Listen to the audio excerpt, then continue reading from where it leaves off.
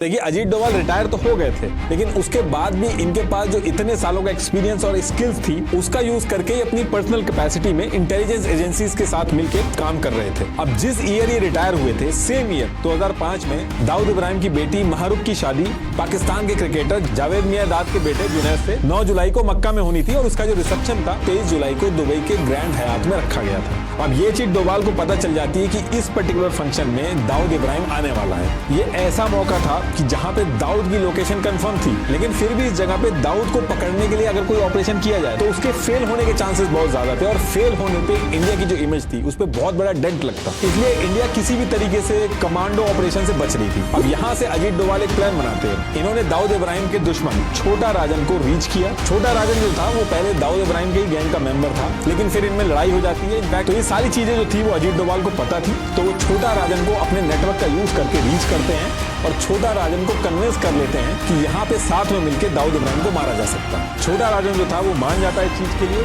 और बॉर्डर पार करवा के अपने गैंग के 2 शूटर विकी मल्होत्रा और फरीद तानाशाह को इंडिया भेजता है। इस ऑपरेशन के लिए अजीत डोभाल जो है वो इनकी ट्रेनिंग इंडिया की एक सीक्रेट लोकेशन पे करवाना स्टार्ट कर लेते हैं। टाइम बहुत ही कम था इस पूरे ऑपरेशन के लिए, लेकिन बहुत ही कम टाइम में अजीत डोभाल ने इनके नकली पासपोर्ट, दुबई की टिकट वगैरह सब अरेंज करा दिए गए थे। अब यहाँ पे एक दिक्कत आ जाती है। मुंबई पुलिस जो थी ये शूटर विकी मल्होत्रा और फरीद तानाशाह को पहले से ही पकड़ने की कोशिश कर रही थी और मुंबई पुलिस के कुछ सीनियर ऑफिसर को अजीत डोभाल के इस ऑपरेशन के बारे में पता चल जाता है। कुछ लोगों का ये भी कहना होता है कि दाऊद इब्राहिम ने ही इस पर्टिकुलर चीज इन दोनों शूटरों के बारे में मुंबई पुलिस को बताया था ताकि इस चीज से निपटा जा सके। तो होता क्या है कि ये जो शूटर्स थे, दुबई भेजने से पहले अजीत डोभाल दिल्ली के एक होटल में इन शूटर्स को फाइनल ब्रीफ दे रहे थे कि जो वहां पे होटल होगा उसका लेआउट क्या है, बिल्डिंग कैसी होगी, कैसे एंटर करना है, मारना कैसे है दाऊद को, ये सारी चीजें समझा रहे थे। तो अजीत डोभाल दिल्ली के होटल में छोटा राजन के शूटरों के साथ बैठ के प्लानिंग कर रहे थे। इसी टाइम पे मुंबई पुलिस के क्राइम ब्रांच के डेप्यूटी कमिश्नर धनंजय कमलाकर और आईपीएस ऑफिसर मीरा बोरवानकर